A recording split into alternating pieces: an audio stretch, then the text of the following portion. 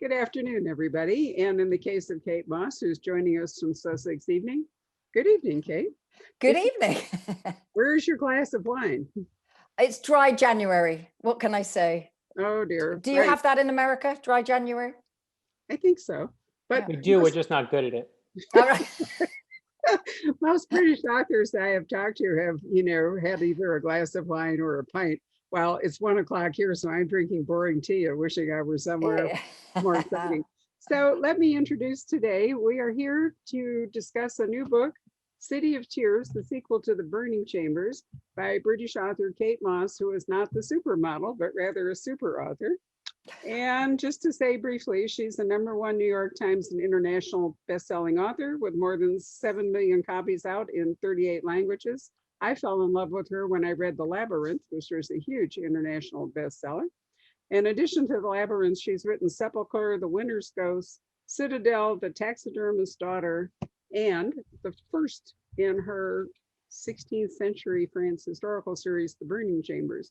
So I'm going to And our co-host today is Brad Meltzer, who probably needs no introduction to the Poison Pen audience, but nevertheless, he too is the #1 bestseller of legal thrillers and has done a wonderful series of historical books aimed largely at a young adult audience about seminal American figures of all colors, persuasions, and cultures, which are fabulous teaching tools as well as reading opportunities for children and in some cases adults. Actually, Brad, my observation recently is that there are many adults who could use your books. I can't imagine where you get that idea today in America. Right. In any case, I'm going to confound you slightly, Brad, by asking Kate to start, and then I will turn this over to you. But I would like her to tell us a little bit about The Burning Chambers, because it's the first book. And is it a trilogy, Kate? Is that what you're writing? It's actually 4. It's 4 books now. A tetralogy. A tetralogy or a quartet, but this is only because my maths was so bad. So when I was doing it, my husband said, do you realize, darling, that if it's only 3 books, everybody will have to live to be 130 years old. And it's not science fiction or fantasy. So I thought, God, it's going to be 4. So it's now 4 books. Okay. So it's so great to be here. I haven't been in the store for a long time, but Barbara, you are a great inspiration. And I've not met Brad in the real world. And it's wonderful to be talking to a fellow author, because we're all kind of sitting on our own at these desks. I'm doing a world tour for the City of Tears from this desk. So that's been very weird. So in a nutshell, the Burning Chambers series is 300 years of history. It starts on the outbreak of the wars of religion in France in 1562, and it finishes on the other side of the world, 1862 in South Africa.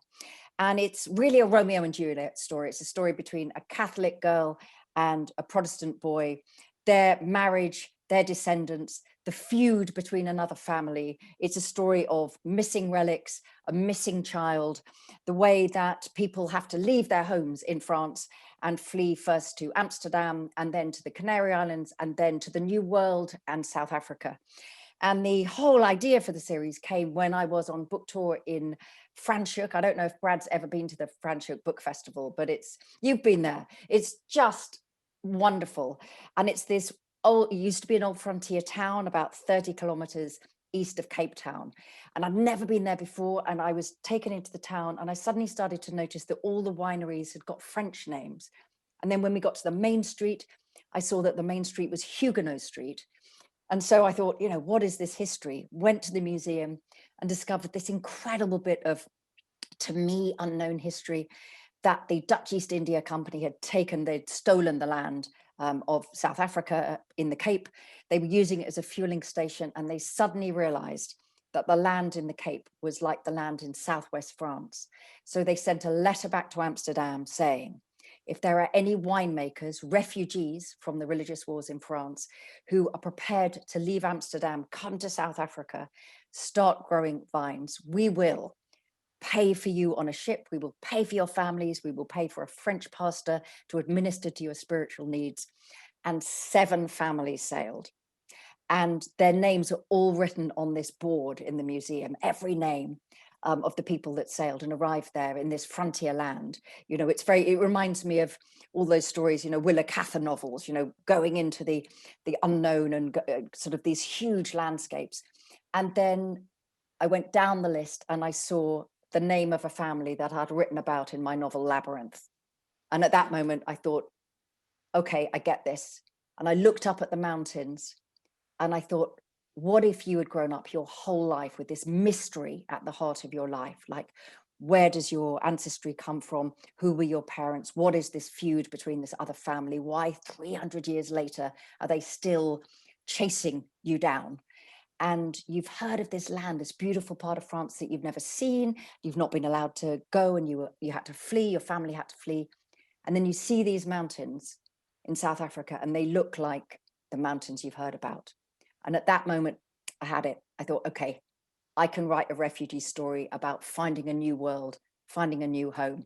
But then, of course, being me, I had to go right back to the beginning, 1562, when the wars of religion broke up. And it's the story of a girl and a boy and their attempt to be together and keep their family together against incredible and huge history. And that is the end of that. Four books. Right. Well, Brad, after that. There you go. Yeah. Well, I'll tell you, and this is, and again, let me just say for everyone, read the book. It's amazing. We have to start by saying that. And you have one of the greatest stories, because she didn't do it for herself. Barbara here is one of the greatest booksellers in the country. I know her forever. So thank you to Poison Pen for hosting Kate and myself. But let's talk about this, Kate. Let's jump into it. Obviously we love the setup, and the setup. I love the fact that, you know, when you look at any of your press materials, everything's about this and the Huguenots and this and deep in it, but you just went to the end. It's a boy and it's a girl, right? The thing that we all latch onto. And then you very cleverly, very beautifully, in a way that everyone loves, drape this history all over these kind of basic ideas. So let's just ask, where does that come from? Where does your love of history start? Is it something you're taught? Is it something you pick up? Or is it something it's always been a part of you? Well, this is why it's such a pleasure to talk to you, Brad, because you have this sort of bristling history in your work as well. And I think it's for me, it's two things. It's firstly, we are who we are because of where we've come from. So you know the past and you know where we are now. And we are living in extraordinary times. We all know this, but we also know that people try to use the past as a way to justify the present.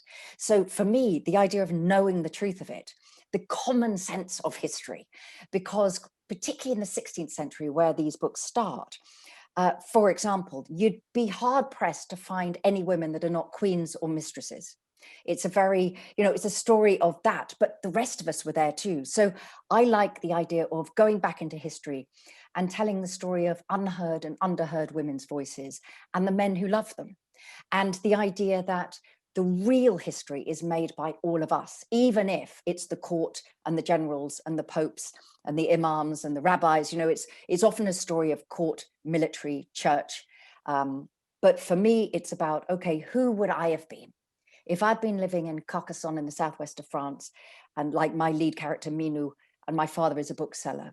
What kind of girl would I have been? Would I have been brave enough to stand up against the soldiers knocking at the door? Would I have been brave enough to stand up for what I believed in? Would I have been brave enough to hide the children that were being, taken away? So it's always that for me, about the love of history, knowing where we came from. And I think, novelists we're detectives and we're archaeologists if we're looking back in the past. And I like to look at anywhere I am, whether it's the southwest of France. Paris is very big and the city of tears, and Amsterdam is the city of tears itself. And imagine the city that was there beneath my feet. So what would I have seen in the 16th century? And that's where it all comes from. The three pillars for me of all my books are landscape, mystery, and history. And that's the kind of triangle on which I work. Yeah, I love that, but I feel like there's two answers in there. Because I love of course, we can find ourselves there, but you have something there that you want to. I always feel like you're trying to teach other people their lessons, these wonderful lessons, but you're also searching for yourself, not just to give the lesson out to others. And is that because you started by saying we are who we are, but you're still searching?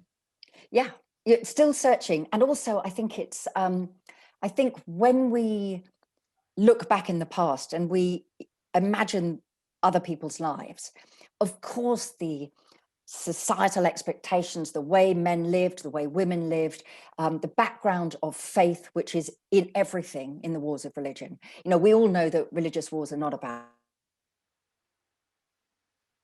faith, they're about power and influence and you know, beating the other guy. But beyond that, a world where God was everywhere, if you like. So when I go back into that period of history, what I'm trying to do is create the texture of a world so that a reader can imagine what it felt like to live then, and can be, I suppose you're right, you know, I'm looking for myself in that. I'm looking for what it would have been like to be a young woman, an older woman now, living in those times. Because I think the more that we can understand the hearts of the people of the past, the more we understand the hearts of everybody of the present. You know, they're not different from us. They had different expectations, sure. Their everyday lives were different, but the human heart doesn't change so very much. And so in The City of Tears, at the heart of it, is a lost child story, which of course is very popular in modern thrillers and detective stories. But what I wanted to do in this is say, you know, a mother and a father's heart break then. It wouldn't be any different. They wouldn't still be living the rest of their life as detectives trying to find that child. And that's for me why history matters. You know, that if we can understand the past and we can imagine their love and their jealousy and their fear and their jeopardy and all of those things, then we are more tolerant of ourselves now and the people around us. Well, I agree. And you said the key words history matters, which I also remember that I forgot to embarrass our mutual friend. So why history matters is you and I both, we did not figure this out, or you probably figured out before I did, but our friend George Lucas, who you know, I think as an agent, I knew as an original editor. Maybe you had the same No, me too. He was my first editor. Was he your first editor? Right? He acquired you back in the day, right? And so I think he said you and I were acquired at the exact same moment, because my first book came out in 1997. I think yours was 96 or 97 by the year, depending on where it was published. And what I love is, I don't know if you had this moment, but I need to take this moment and embarrass him, is back in the answering machine days, there was a message on a machine and it said it was the UK edition. I didn't know. So the message, when I pushed it, said, George Lucas wants to buy your book. Now in America, for a nerd like myself, that was the single greatest answer. I'm like, George Lucas is gonna, like, this is pre the prequels. I'm gonna be with, you know, Ewoks and Darth Vader and everything. And I met the loveliest, nicest, dearest old friend. So we have to give a shout out. History matters to both of us. That's what brought us really, I think, we totally do. And George, if he's listening on this call, thank you, George. Yeah, because I remember firstly. I know he is. Yeah, we're gonna. Yeah, I mean, he's letting us down, but I remember him giving me one of the proof of your very first book as well, and he was very proud of both of us. And I know doing all of that, but I have that same story, and George gets so cross when I tell it. But when I was in New York, I think it was probably Labyrinth publication, and things were going pretty big, and it was fantastic. And he'd booked a table at that posh restaurant that appears in Sex and the City with the gigantic Buddha in New York City. I can't remember what it's called. And somebody in the kitchen had clearly been looking through the, you know, order book and had seen George Lucas and Kate Mosse. So when we arrived at the restaurant, it was hilarious. You know, we arrived at the restaurant and there were loads of paparazzi outside, and we just gently said, you know, I wonder who's in, you know, and then we were shown to this insanely good table. Right. And then after a while, it became clear. Yeah, it was the quiet and polite English people were not the people they were hoping for. Right, but you know, we had a great meal. Well, I love that. Oh, I love this. So this is what I also love. So we talked about how you're finding yourself, but you are an internal optimist in everything that I've read about you in your books, in the profiles I've read, even on the Wikipedia page. Even Wikipedia makes you an optimist. I'm an optimist as well, which I think is interesting, because all we do is read about these horrors, right? But we somehow find that. And I'm just wondering where your sense of optimism, that fills all these things, where does it come from for you? Well, I think that old cliche of whether people are a glass half full or glass half empty is true. And I think you kind of come out like that. But also I had amazing parents and had a lovely time as a child. And I think that I wasn't ever put in a position where things were difficult, really. You know, I read books, I read the Secret Seven and the Famous Five and I read all the mystery and those exciting books. And I read Anne of Green Gables, wanted to be Anne of Green Gables. I was obsessed with Laura Ingalls Wilder. You know, I read all of these stories that had girls with agency at the heart of them, if you like, you know, girls doing stuff. And my lovely dad, who sadly passed on in 2011, he used to read me my bedtime stories. And this, you know, I had two younger sisters, so my mother was doing all of the, you know, baby bath time and talcum powder stuff, and my dad was reading me stories, which was fantastic. The only problem was he was a gentleman of a certain age. He fought in the Second World War. And he grew up in the 1920s and 30s. So he read me the stories that he had liked as a child. So when I was 5, my bedtime story was King Solomon's Mines by Rider Haggard, which is I mean, there are obviously a lot of stuff now that, you know, is uncomfortable for modern readership, but there's also amazing energy and excitement and proper old-fashioned adventure, but there's also a lot of violence and a lot of sex. And my mother, when she discovered this, she sort of whipped the book away. We were, you know, I was never allowed to finish it till I was older. But I think it's those kind of things make the difference to you being an optimist, because I think what I learned was in good old-fashioned stories. And I write those sort of stories, you write those sort of stories, Barbara does, she fills the shop with fantastic books as well, is that there is resolution and hope in a book. Because in the real world, things don't necessarily resolve. They're not necessarily fair. They don't necessarily finish. But on the pages of a novel, in the end, there is resolution. In the end, the story comes to an end. And I think that is part of being optimistic. The idea that you create a world, you tell a story, and then you finish and you shut it and you go, okay, I get that. I know how the story finishes. And for me, that is part of optimism as well, is that however out of control things seem, and I write I write stories about war and the consequences of war and romance and forbidden love and City of Tears, a missing child, you know, and it is a mystery at the heart of it. But at the end of the book, there is always hope. There is always the continuing story that people have found the way back to something. So, you know, I think optimism comes from reading, maybe that's my short answer. Yeah, I actually think it's, you know, and I read this whole interview that you gave that I loved, and because we have similar backgrounds in the sense, very different backgrounds in the sense of, you know, I think how we grew up, but the one thing we had very much in common, beside that our parents passed away 3 years apart, there were odd overlaps, not just George Lucas, but was that we both felt completely loved. Despite every disaster I had that I went through when I was younger, I always had, that love was never in doubt. And I think that is kind of the core ingredient in the alchemy of optimism. I love this quote, though. You gave this quote, and I love this. There's a line in the book that says, "You're either my friend or my enemy, nothing in between," says one character of the move between Catholics and Huguenots and the silencing of moderate votes. And I love that idea, because the burning chambers is, you know, deals with comes out of the time of refugees. You have a refugee crisis in the book, and we're dealing with in reality. This book is obviously this almost crazy idea of, it almost seems like, you know, it's untouchable, is free speech. You know, God forbid that women should have free speech, and in a polarized society. Now, this is not a coincidence, right? There's something I always feel like in books, I don't know where, you know, I'm sure I'm curious about your process about how you go, but how much of it is I start the book and I need to answer this, and how much of it is this is just where the world is and I'm just following what I need myself and I'm putting it out in the world. What directs that? I'm kind of, I think the really big thing about writing historical fiction, even if it has a mystery element, as my books do, is that it must be 100% set in the time in which it's set. And what I mean by that is that I can't, as a 21st century woman, put 21st century words into my lead character, Minou Joubert's mouth, because she's a woman of the 16th century and a product of those times. So she must be authentically a woman of her time, and she must have integrity as a character for that, and for her husband, Pete, and all the other characters in the book. So I'm very, very, very careful not to put myself in. and to say, guys, are you noticing that what you can see outside the window on your television screens is happening here in my book? Because then it doesn't work as a novel. But what I do think is that readers bring themselves to the book.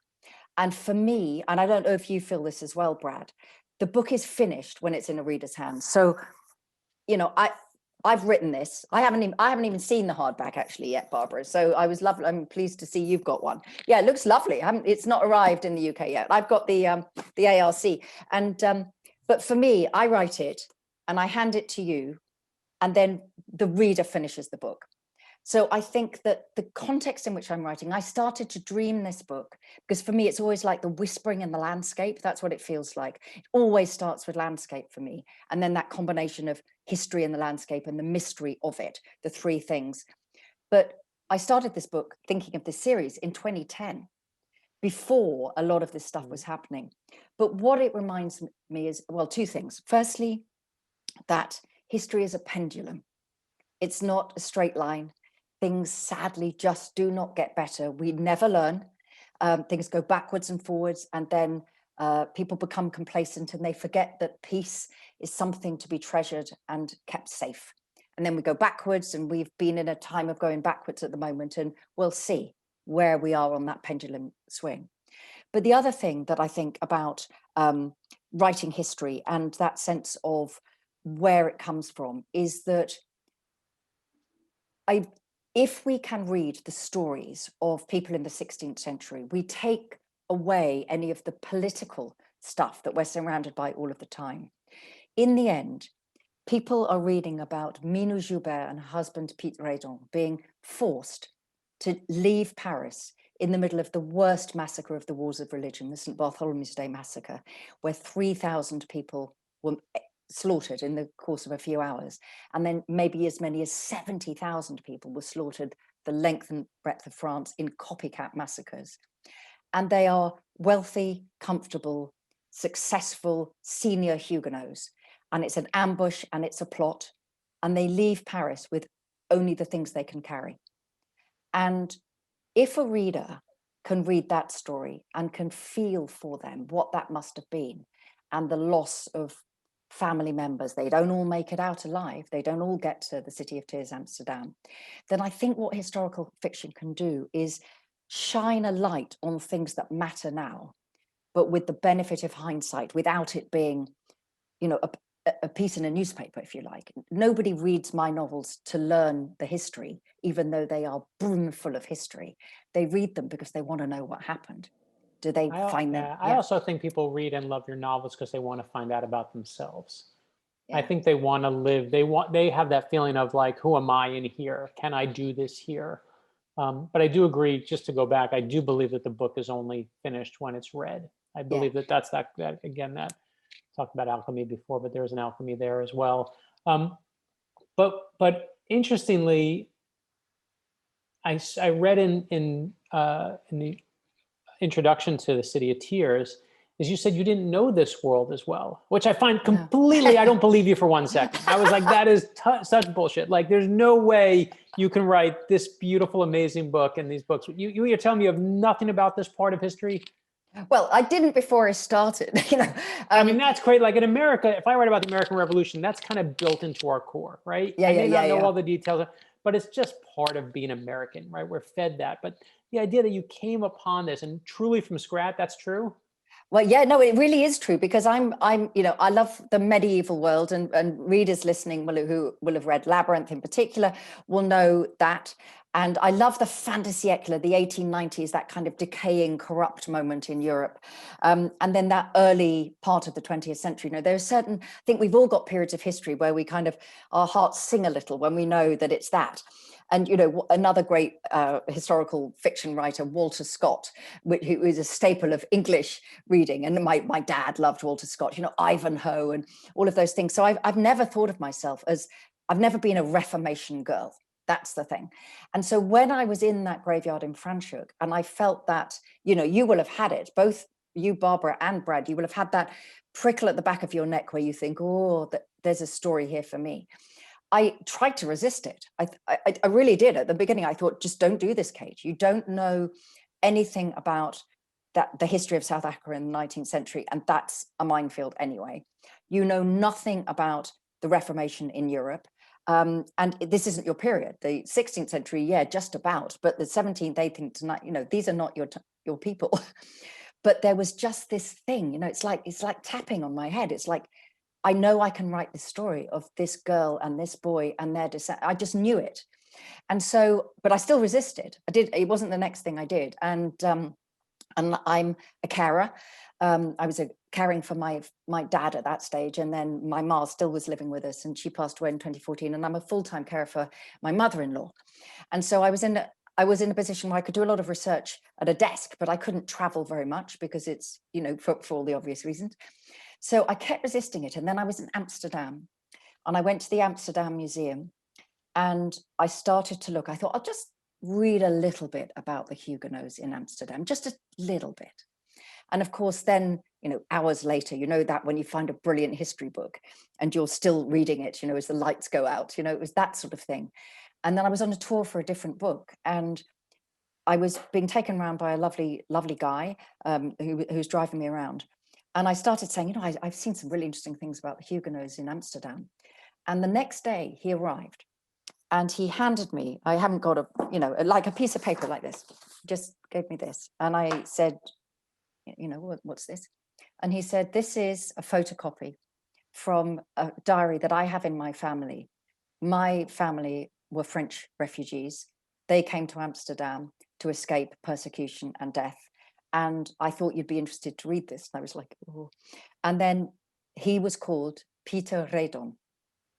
And then 3 years later, I gave in, and I thought, I'm going to have to do this. I'm just going to have to research the hell out of this and get to learn it. And of course, I gave my lead character his name as a thank you for that generosity, the thing that just pushed me over the line. So then I became obsessed and I've read every book, Brad, seriously. No, I could tell. Well, first of all, I'm super mad at you because I read that in the middle of all this lockdown, you read all the books, you read 250 books while caring for your mother-in-law, and you wrote City of Tears and another book that's coming out. Like, I was so unproductive for the first 6 months. I was just no.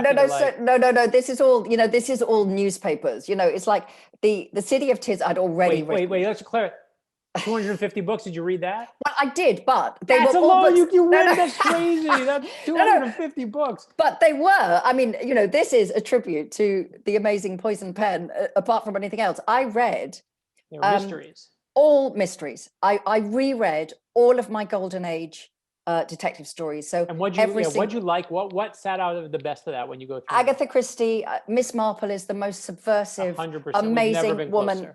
Yeah, there we are. We are basically twins. You're a little bit younger, but you know, but I've got more hair, right? So you know, yeah, exactly.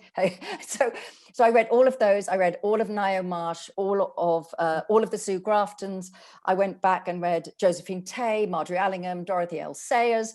I then, every time I'm on tour anywhere, when I go to a bookshop, Barbara might remember this, I always say, give me recommendations for local crime writers so that I can build up a library from where I've been. So, you know, then you get to know. So I've been rereading lots of writers that I only was introduced to on tour. So I have read more than 250 detective stories in lockdown, but that's partly, like a lot of us, I'm not sleeping. You know, okay, you know, I can do that. Okay, you know, so you can read a book a night, frankly, can't you? Before. Oh my gosh, I feel like my reading I got productive toward the end, but not. But okay, but let me go this. Okay, back to City of Tears. Here's this beautiful book. Okay, locked in here, there's something you found in your research that you were like, this is the one I can't wait to tell everyone. This is the detail. I know you make up a lot of stuff. I could tell as you talk about it, you feel like a historian, even though it's fiction, you feel that need, as you said, to make sure it's authentic. It has to be real.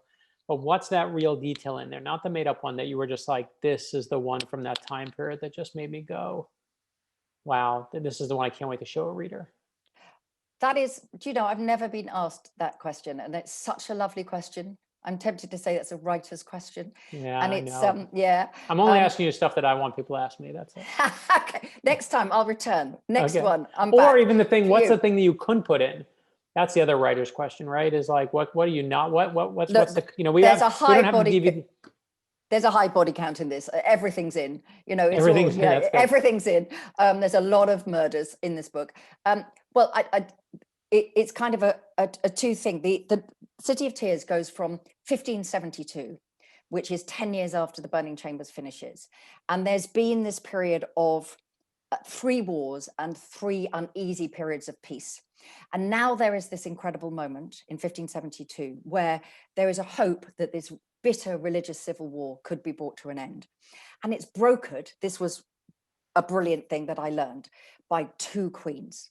Catherine de' Medici, the queen mother, essentially, of the very, very weak King Charles, and Jeanne d'Albret, who is the Queen of Navarre, and her son is Henry of Navarre, the most senior royal Huguenot. And Catherine de' Medici has had 2 sons who've died on the throne. She's got 2 more pretty odd sons, and she's got a daughter, Marguerite de Valois, known as Margot. And so these 2 19-20-year-olds, essentially, they are brokered to bring peace to France. And it starts the novel with my family saying, well, look, we've got this invitation to a royal wedding, shall we go? And anybody who knows that their history of this period, the St. Bartholomew's Day massacre, will be shrieking, do not go to Paris, whatever you do.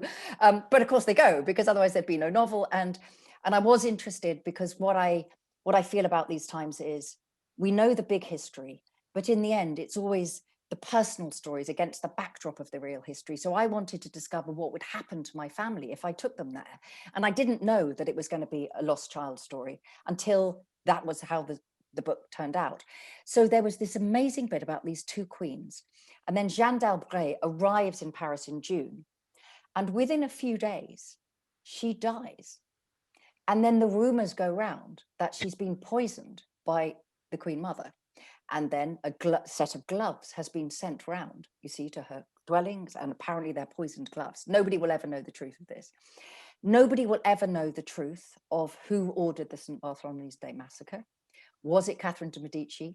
Was it Henry, Duke of Guise, who is the powerful Catholic, who is the lover of the bride? Or is it the king? Nobody will ever know this. And did they intend for it to get out of hand? Were they just going to wipe out the leadership, which is, you know, would have been a tactical war behavior to do? Or did they intend it to become, you know, destroy Paris, which is essentially what happened? But the thing, so all of that was fascinating to me as I was researching it, and then leaving Paris and escaping and going to Amsterdam.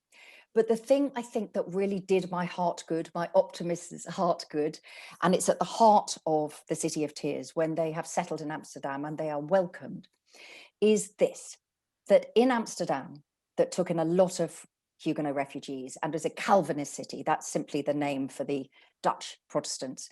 And everywhere apart from Amsterdam is turning Protestant, but Amsterdam is still Catholic. And after 40 years of Catholic rule, on the 26th day of May in 1578, the city changes from Catholic hands to Protestant hands, and not a single person is killed. And I just loved that because... Oh, you forget that. You have me at poison gloves. Yeah, well, I mean, it's just this wonderful thing. Oh, so, that's a beautiful idea, right? It just changes and everyone's safe. Yeah, that's it. It can be done. There can be quiet, safe revolution, and they just take all the Catholics on barges to the sea and they put them on ships and off they go into exile, and that's it. And so I loved that. When I was in Amsterdam, I was given a fellowship by the Dutch Literature Foundation and was there for a month to research the book. And it's a period of Dutch history, like you were saying. For you guys, you have things that are seamed into your DNA, you know, they're sewed under your skin. In Holland, it's very, very interesting that period before the Golden Age, Dutch people don't study. So I suddenly was in this really strange situation of discovering things, asking my Dutch friends and publishers, what about this? And they go, we don't know about this thing called the alteration. We don't know what happened on that day. Wow. And that was also fun because, of course, when I was therefore doing things in Holland, in Amsterdam, people go, well, what happened? When did this happen? You go, yeah, well, you know. Right, but now you're solving the mystery of Amsterdam itself, which is even well, better. obviously, no, I've been absolutely. The mystery of Amsterdam itself is just why it's such a great city, such a cool city. Yeah. Okay, so tell me this: what's better for a novelist to have, the ability to empathize, or the ability to observe with complete detachment? Oh, empathize, I think. I think, I was actually, as I asked you, I'm like, huh, what am I answering? yeah. What's your answer? No, I know. I think you're right. Go ahead, please elaborate. You hit it Well, on the head, I think. I mean, I I think you think have to have both in a weird yeah, way, you do. but if you don't empathize, then the reader will never. So I think you'd be lost. I mean, I think you have to empathize, because I think we read novels to make sense of emotions. We read novels because they enrich our lives, and we read novels because on the pages of a novel we can stand in other people's shoes, and they're the thing that give the color to everything, I think. And we've seen, I don't know what figures are like in the USA, but they've just announced in the UK that this has been the best period of book sales for 8 years in the UK. And I think that says everything about what all of us do and why we know it matters, that books matter and the truth matters and fiction matters, all of this. But I think you have to be able to empathize, because otherwise, particularly in my sort of books where there's a lot of murder and mayhem and battles and chases and all of these things, I like things to happen. I like there to be adventure and jeopardy and momentum. But you cannot write good bad characters or bad good characters if you can't empathize, because I have an evil priest at the heart of the City of Tears, Vidal, who is setting up his own essentially alternative Catholic religion. I was super jealous of the name, by the way. When I saw the name, I'm like, I'm stealing that and using it as a book. It's such a great name. It's I know, such a good it's name. such a great name, and every language can say it. It's great. Yeah. I saw it and I was like, oh, I'm so jealous. It's all right. It's quite a common name in the south of France. So, help yourself. So when you see it in my next book, it's totally common. I came up with it myself. As long as I get. You actually stole it from Georgette Hare, you rascal. I'm curious. Vidal. I thought she stole it from Gore Vidal. I was he just seems like he'd have like good Vidal is stuff. It's a really, really common surname. So I get all my names from gravestones. Yeah, so, I saw that. Well, in the opening of the book, when you have an opening in a graveyard, I was like, you're taking my next book and you're doing it first. But I love that too. I didn't care that you were, I was like, that's where I'm doing it. And I loved it. It was right from the moment I had it, you hooked me. Have you ever heard that Samuel Beckett comment, wonderful comment, I have a bone to pick with graveyards. Yeah. There we are. But it's, so, but the thing, so he is stealing and making fake relics, and the idea, the heart of that is the idea that if people believe that it is a true relic, therefore does it have its powers to heal or do all of these things. And one of the things that is sideline that I discovered in that, if there are any people listening who are Catholics, what I found fascinating was to discover at this period of history there were only 7 Stations of the Cross, and it was an active decision from the Catholic Church that they should tell a better story. They needed better Stations of the Cross to go in. So at that moment, then it became 14 Stations of the Cross. And some of the ones that we think of as being the most, distinctive, I suppose, like the crucifixion or, coming into Jerusalem, they weren't involved in. Anyway, that's a sideline, but this is another thing about research and storytelling. But the thing is that I want people, if they're reading that character, at the beginning of The Burning Chambers, Pete and Vidal are friends. So there must have been something. He can't just be appalling, because if he's appalling, then why were they friends? Then Pete can't be a sensible character either. So I think you always have in all of your characters, you've got to have a nuance and a dark and light. And if you can't empathize why somebody might do something, then they'll just be 2-dimensional villains. They'll be baddies in a Kapow Biff way. Right. And then why would anybody care? Why would a reader care about what happens to them, or be saying, go on, or you just listen to what they've got to say. So you want the reader to be on the page going, I can tell you the answer to this. It's right. Part of that. But I think what you said is right. I think it's interesting. As you talk about relics, it almost reminds me of novels and stories themselves, which is they have a power. They have a power we give them as readers, not as writers. As readers, they have a power over us. It's amazing, and almost what you said at the beginning. It's just a nice bow to put on this. But we're talking about how when something happened, so long ago, it's much easier to see it than it is now, right? Like if we see that, and if I said, giving women power on Twitter today, I'd set off a firestorm depending on how I define women, how I did this, how I did that.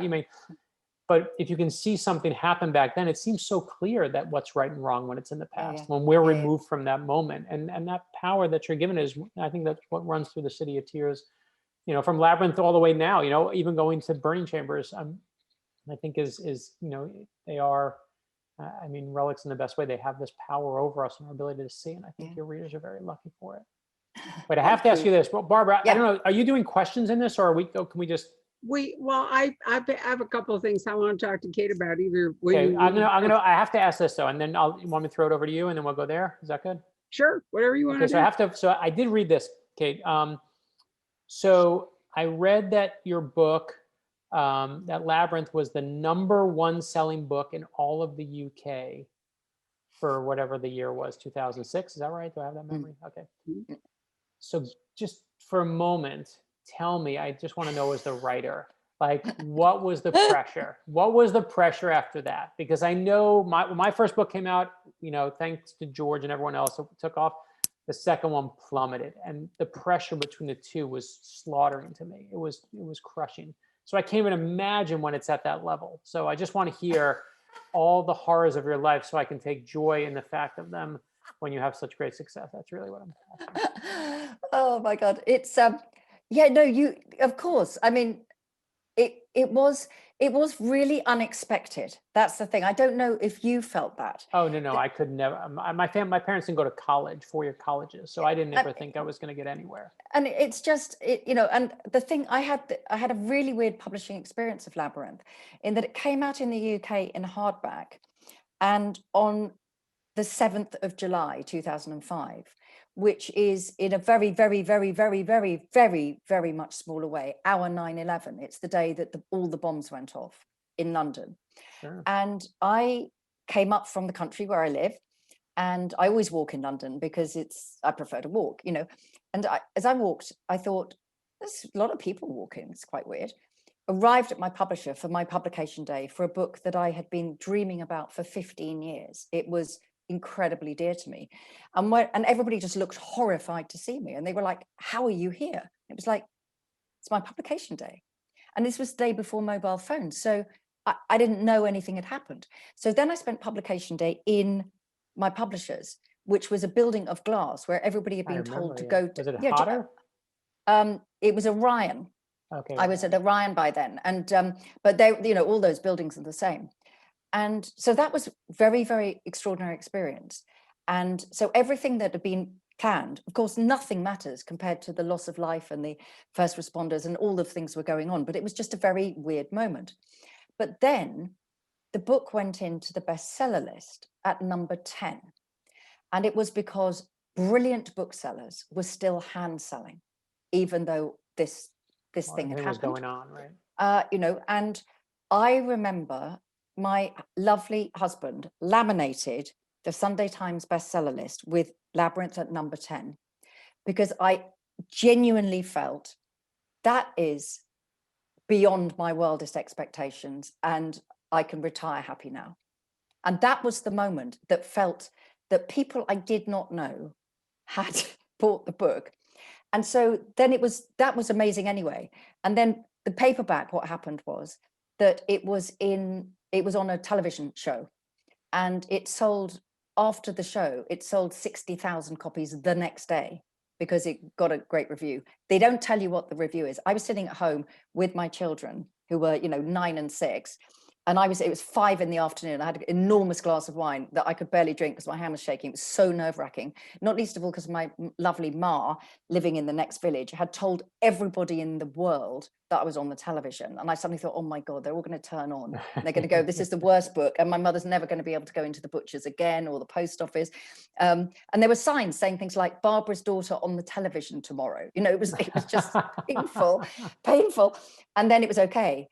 And then it was the most extraordinary experience. So yes, it did feel, and my second book didn't do as well. I mean, I'm not sure. First of all, I'm not sure. Some slack. It can't, right? It's impossible. But it did. I mean, it did really well in the UK. It's still number 1 and all of those things, but not at that level. But every time I felt that, I don't know if you did this, but I was 45 when Labyrinth published. I'm nearly 60 now. So I was the person I was by the time that overnight success happened. Someone said to me once that whoever you are when you become famous, that's who you emotionally are the rest of your life. And I always loved that. I don't even know if it's true, but it sounds cool. But It does I will sound say, cool, but I you were felt, younger, you see. You I were was younger than young, me. right? I was trapped in Yeah. that. But the interesting part, like for me, I remember back then when it came out on the bestseller list. When the first book came out, it was fax machine time, so there was no internet. Yeah, that's right. And I didn't even know what the bestseller list was. I truly didn't know. I was like, they're like, you're on the bestseller list. I'm like, what is that? And I said, stay by the fax machine. We're going to send you. And the book came out. That's It was right. like it was number 8. And by the way, you should frame in your house at number 10. That one that your husband laminated. That's the best one you want. Because it's the best one. Still is. Best one. Number 8, number best. And it came and I looked and it came through and I turned to my wife at the time. We had just gotten married and I turned to her and I said, let the backlash begin. And the moment it came out, we were getting these stellar, wonderful reviews that said it was the best book and everyone loved it. And, in Vanity Fair and Time Magazine and all these silly places. And the next week after it hit the bestseller list, Entertainment Weekly gave it a D+. D like David. And I was like, wow. And in America, at least, we love to pick things up and then we love to knock them down. No, we do too. And that's okay. But for me, that was the, I expected it. I never take my strength or my self-identity from sales, but I just remember going through it and being like, wow, that was that was incredible to watch. But you see, I was lucky in that, because I founded a big literary prize which celebrates and honors and promotes women, called the Women's Prize for Fiction. Prize. Yes, I saw. Yeah, and that I had been mauled and dragged over the coals so much by the time I published a novel. That it's not that I have a thick skin. I particularly, it's more that I had learned, like, don't believe any of it. Don't take your good reviews and think that they're true, and don't take the bad reviews, and just stay out of it. And again, I think it's that sort of, I felt very grateful for the success of Labyrinth.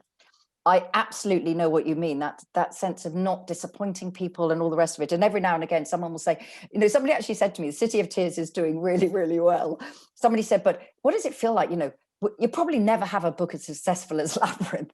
Thank you. I'll take this knife and slit my wrist with it. Okay, thanks. But I can say without a shadow of a doubt, this is the best book I've written.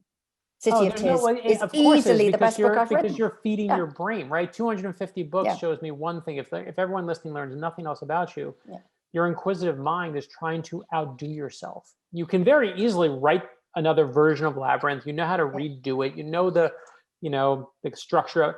But instead you said, I'm going to jump into something completely unknown that I love, and that will always make for the better book, because you're a better, more. And of course, person. the thing with the City of Tears, that it's exactly the same ingredients as Labyrinth, because it's, so the joy for me is because I had to take a break from writing historical fiction because I simply couldn't do the on-the-spot research while I was being, caring. But you also wrote another. Can we plug that other book before Barbara yells at me? You have another book coming out. Your book about taking care of your mother-in-law. You are, if no one knows, the other thing that everyone must know is you are a nice person. You have been taking care. Your mother-in-law has been living with you for how many years?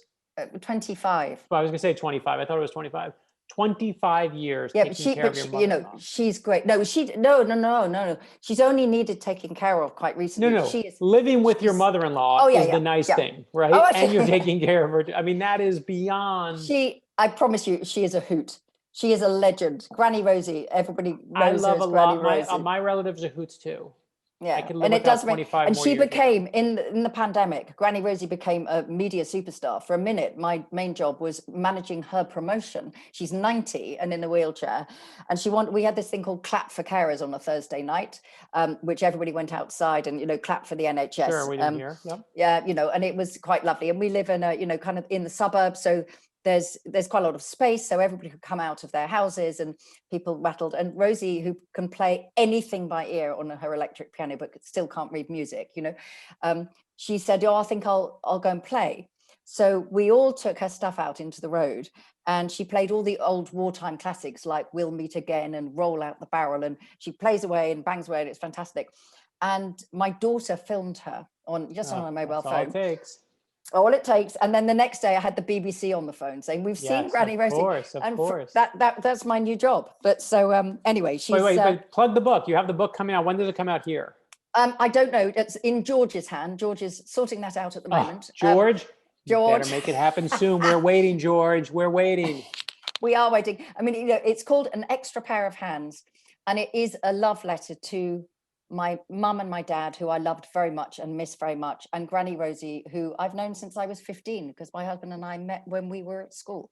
And I met my wife when I was 15 too. There you go. Everything in your bio, I'm like, this is freaking me out. Actually, we are. Maybe we are the same person. Maybe we're the girl-boy version of each other. I haven't seen us in the same room at the same time. So. Never. And so there we are. So it's. But I wanted to write it because I think in all my novels, and City of Tears is no exception, and Burning Chambers, I always have older characters. You and I both share a love for Miss Marple. But I wanted to write the book because I think so much of the language around older people and aging is negative. Yeah. And older people are bloody brilliant. And they've seen stuff and they've done stuff and they are incredible. And of course, there are many challenges about being a carer, and it's often very sad and difficult because, of course, the journey is always going to be in one direction. Of course, we understand that. But, at the same time, I wanted there to be a book about having a brilliant time with a 90-year-old and my mum and dad who died in their 80s. And I spent a lot of time surrounded by people in their 80s and 90s. And let me tell you, they're always good for a laugh. Thank you very much, Kate.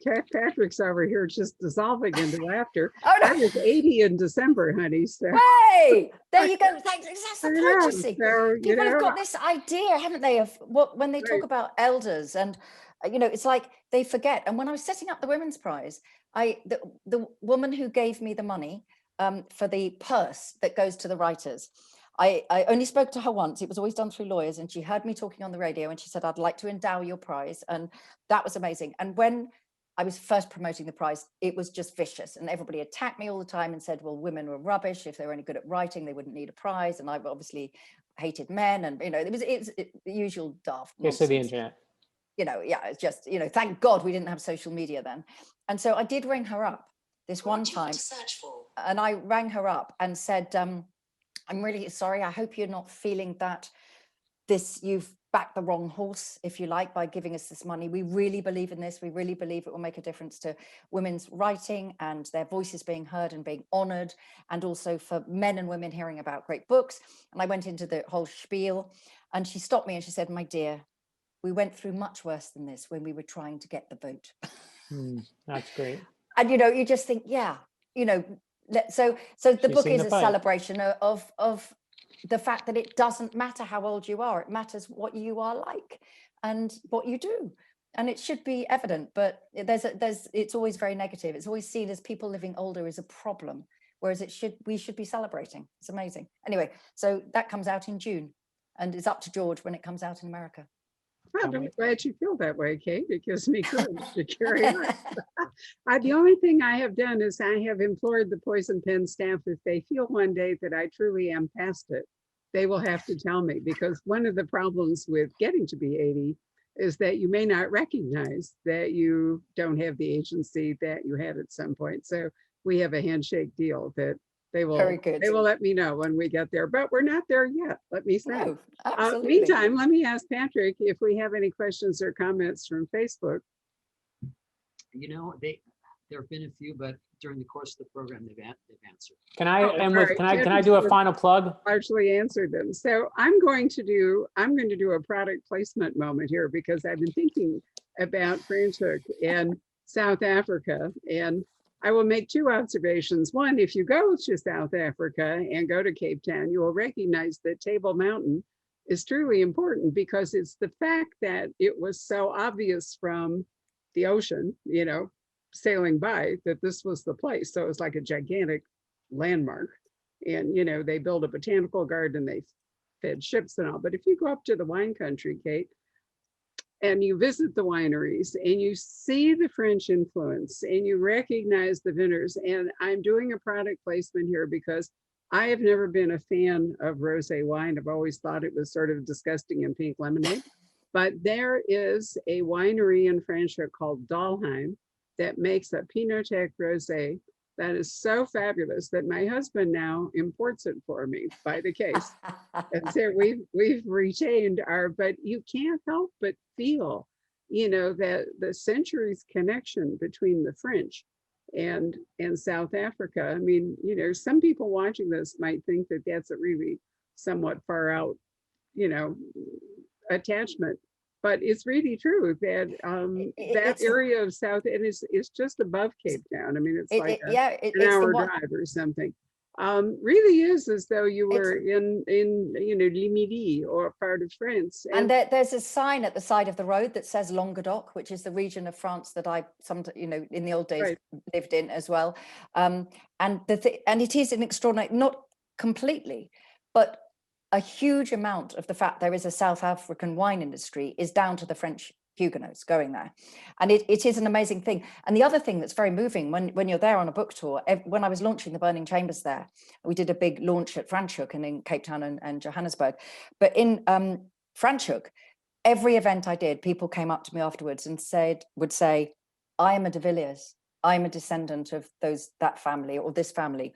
And I found that really moving, that incredible sort of continuity, that sort of silver thread that's gone through these hundreds of years of people and still are there and still very, very proud to be of Huguenot descent. And rightly so, I would say. They are amazing. And there's a very strong Huguenot tradition, of course, in the USA. In Virginia in particular, and that I've been talking to quite a lot of people in the American Huguenot Society and getting information there as well, because it's a fascinating story.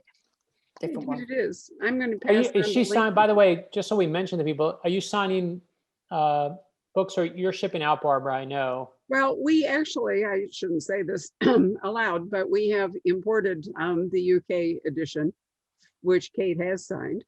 That's what I wanted. We got to plug. We are doing, screw that wine. We want to make sure, buy your book from Barbara. Thank you. We do have lovely copies of the Minotaur edition here, the St. Martin's edition. It's a beautiful cover. And we haven't even mentioned Carcassonne, which is one of the few places in France that I have not yet been to, that I really love to visit. So I'm living to go to Avignon and Carcassonne when we can travel again. It will all still be there. Kate, because I've fallen in love with Brittany thanks to crime fiction. And if you haven't run across, I'm trying to remember, Dupin, Inspector Dupin. Yes. And his series, which hilariously is written by a German executive at Von Holtzbrink, but you think he's actually French from Brittany. You'd never know that. Anyway, Dupin. Arsène Lupin. No, it's not Arsène. No. This is Inspector Dupin from the Brittany books that PK. Arsène Lupin is rather older. Right, and I will also say that French television has been absolutely extraordinary. And if nobody has watched Call My Agent, I'm making a plug for Call My Agent, but Arsène Lupin is on, and there's a wonderful series called Murder In, which goes all over France. And many of the places Kate writes about, you can see every episode is different with different casts and different plots, and some of them frankly just suck, but it's not the point. As you get to visit all these different parts of France and see what a remarkable country it is, how large. And last night we were looking in the mountains in Moore, I think it is, and there's a massif, and much of it looks like New Mexico. And more I've traveled around the world, the more I've recognized that landscapes are unique, and yet at the same time they're almost the same. China looks a lot like the Highlands. Go down the Yangtze River, you could be in the Highlands. If you are in Turkey, in the interior, you could be in Santa Fe, because they're both calderas and they both have hoodoos, and they call them fairy chimneys in Turkey. And I think that's one of the great things about this is that, even though they're different, we're all the same. And one of the things that I think people should think about reading The City of Tears is how divided, how absolutely unbridgeable the gap was between these people. And many of them paid a horrible price for it, but eventually history marches on and people march on. So timing is so important. Brad, we're so lucky that we lived in the second half of the 20th century in America. I mean, I've read and I believe it. It was the best time ever, in terms of quality of life and so forth. And then, as Kate says, the pendulum swings. And the first 2 decades of every century since the 14th century, 15th anyway, have been a disaster. They have really been a disaster. If you think back to it, go back to the First World War, then you go back to the Napoleonic Wars, then you go back to the South Sea Bubble and the whole bit with, England and France. And it always seems like we tear everything apart to start. As Kate said it so well with the pendulum, I always take Mark Twain, who supposedly said, but I don't believe he actually said it, is that history doesn't repeat, but it sure does rhyme.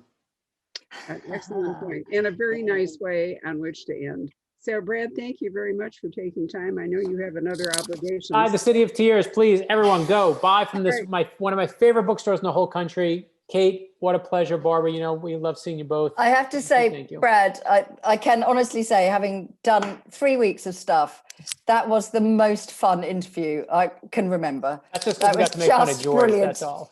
No, that was an added bonus, obviously. But no, it's just such a joy talking to another writer. And I admire you enormously and love your work. So right back to you. Love your work. We have one question that just came in, Brad. We have a question that just came in. What is your next book and when can we see it? Perfect ending question. Plug away. I think it's your book. I'm asking you. Oh, I was saying for Kate. I was like, oh, Kate, when's the next book? No, this is for you. I'm going to answer first, but then Kate has to end. I just finished a draft of the sequel to The Escape Artist, but the next book that comes out is a children's book. It comes out in March. It's called A New Day, and it's about my first ever fictional children's book. It's about what happens when Sunday quits. And the other days say, well, we need a new day. And so they have tryouts and they have fun day where everything's fun. They have run day where everyone runs. Then they have bun day where everyone wears Princess Leia buns, not the buns you were thinking of. And they have to find a new day. So that comes out March 2nd. And then I Am Free to Kalo comes out in the Ordinary People Change the World series the week after, March 8th. And then the sequel to The Escape Artist is coming next year. So I'm really thrilled to hear about The Escape But please, Yeah, me Kate, too. tell us when's the next one come. I know that. No, the next absolutely. fiction. Yeah, so City of Tears out now, as Brad has pointed out. The next one, number 3, which will probably be out next year, actually, because we've kind of slipped a year because of the pandemic. And they leave Amsterdam. They are in another wine-producing region, which is bizarrely the Canary Islands, which was one of the biggest wine producing then. And the book number 3 is essentially lady pirates on the high seas, and they arrive in Cape Town at the end of that book. So yeah, lady pirates and swashbuckling, because you can't beat a good swashbuckle. Sounds wonderful. I'm doing it too. Here we are. Barbara, thanks, Barbara. Thanks, Kate. Snap. Lovely to see you all. Bye.